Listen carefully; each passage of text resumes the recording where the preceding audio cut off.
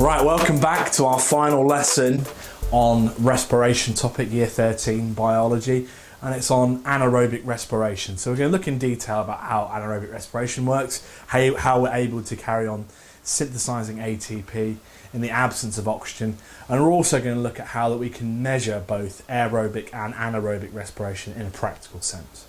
But to start off with, let's look at anaerobic respiration. The first starting point would be to think about, what do you remember about anaerobic respiration from GCSE? Well, hopefully you know that it means without oxygen, so respiration, releasing energy when there's no oxygen present. Hopefully you also remember that there are two forms of anaerobic respiration depending on what type of organism you are. You've got respiration we have in animals, including humans, and also anaerobic respiration in things like fungi, yeast, as well as plants. So from GCSE you should know that glucose is incompletely broken down into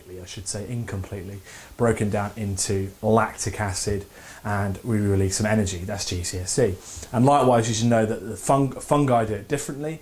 They will incompletely break down the glucose into ethanol, carbon dioxide, and then also they release energy. You should also know that anaerobic respiration also releases less energy compared to aerobic respiration. So that's a nice little kind of overview there of what you should already know from GCSE. Let's start to upgrade it now into A-level standard. So anaerobic respiration is an interesting one. So I think sometimes students find this a bit tricky, but for me it's quite straightforward.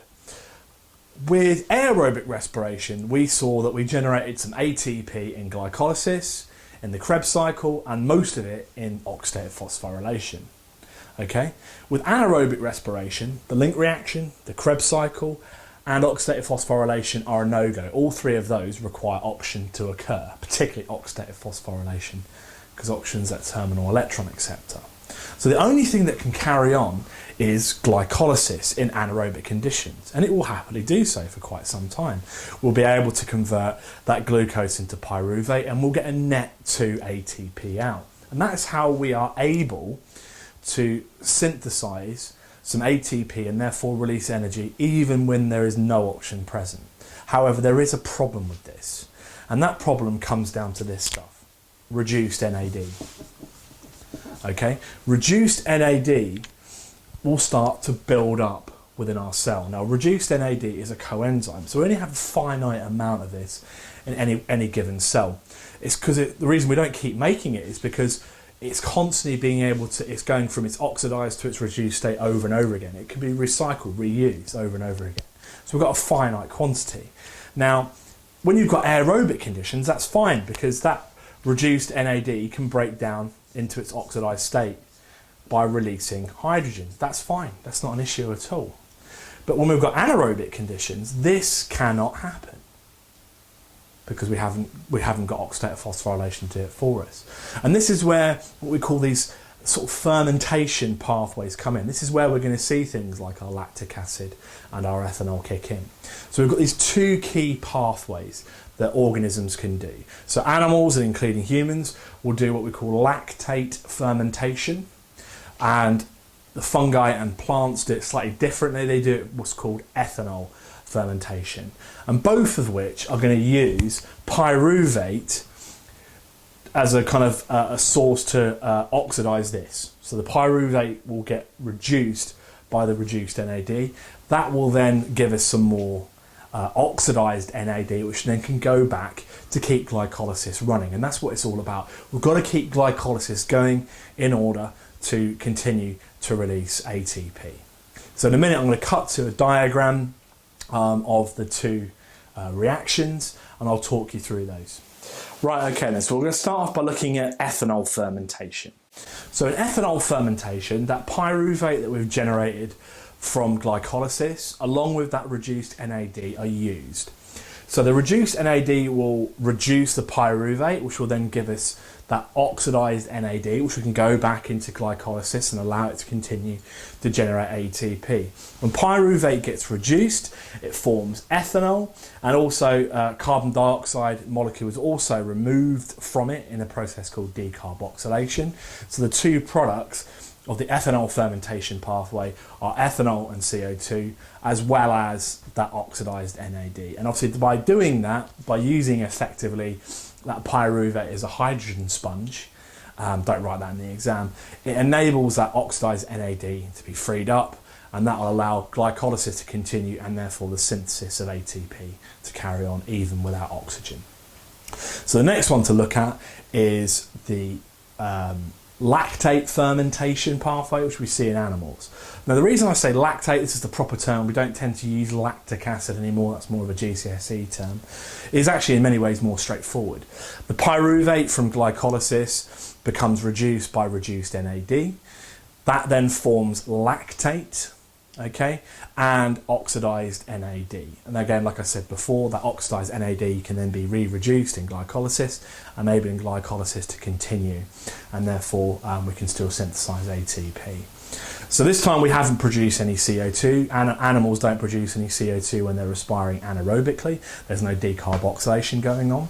And another difference between the two of them is that ethanol cannot be reused by the plant, the fungi and plants. It is purely a metabolic waste product. They can't reuse it, they can't resynthesize it, so it has to be removed from the organisms. Whereas lactate can actually be oxidized again and then being used to turn back into pyruvate, so it can actually feed back into the aerobic pathway once oxygen returns. So that's quite useful there. So actually it's in many ways more efficient. So because if you think about lactate and ethanol still have enormous amounts of chemical potential energy, they've still got lots of hydrogen on them, and we've seen that in previous video that hydrogen is used to generate lots of ATP in oxidative phosphorylation. So animals are able to regenerate their lactate. Plants and fungi cannot use their ethanol. It's purely a metabolic waste product, and in fact becomes toxic in high concentrations. Lactate also is harmful in high concentrations, and if any of you have ever done any kind of sprinting, particularly for a long period of time, you'll notice that cramping and fatigue in the muscles because you're not supplying enough oxygen to those tissues. Therefore the lactate fermentation process will take over from aerobic respiration, and you'll generate lots of lactate. And because lactate is acidic, it will lower the pH of those muscle cells, which can actually then cause denaturation of muscle proteins, which will cause that cramping and fatigue. Okay, so that's a nice little overview of those two fermentation pathways. Take note of any similarities and differences between them. That's quite a common sort of question. The last bit to talk about that's kind of purely respiration related is about energy yields.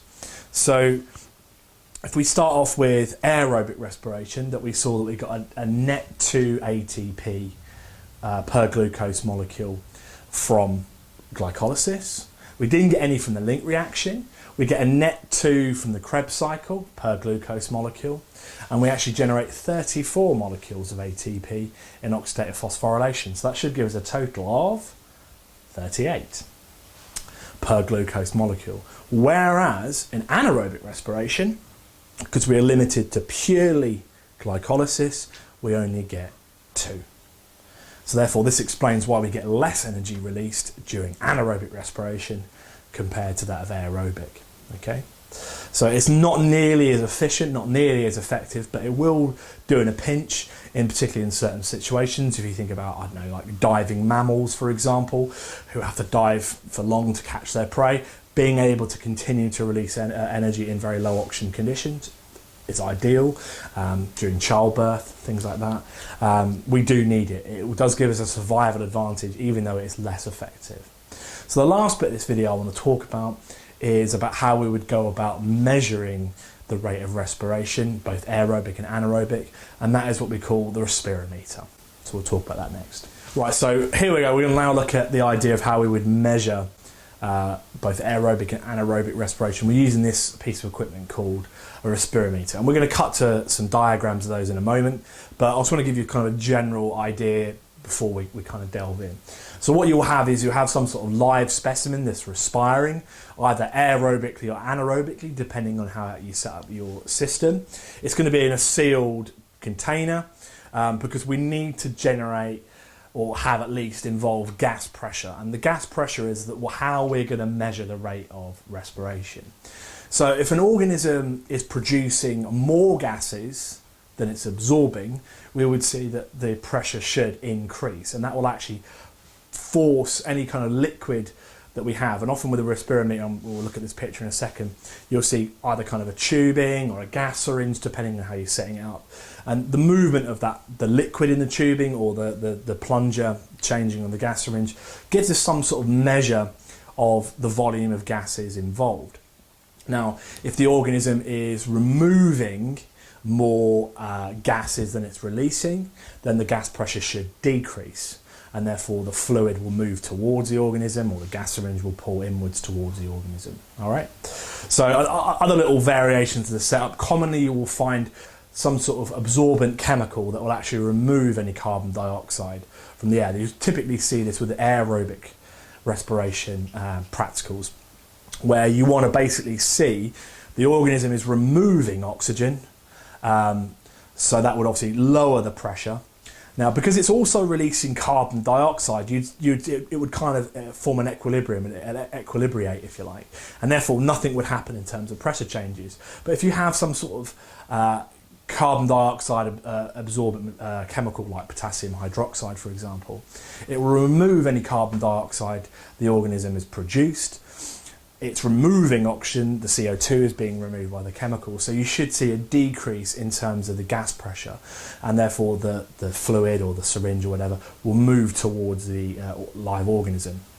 If you want to set up an anaerobic situation, you've got to find some way of excluding oxygen.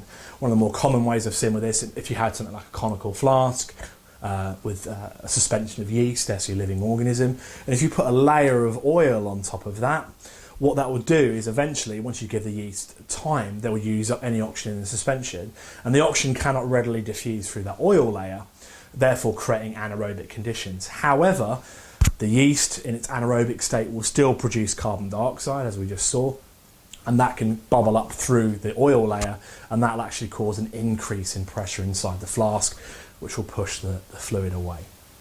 And that's it, that's the basis of it.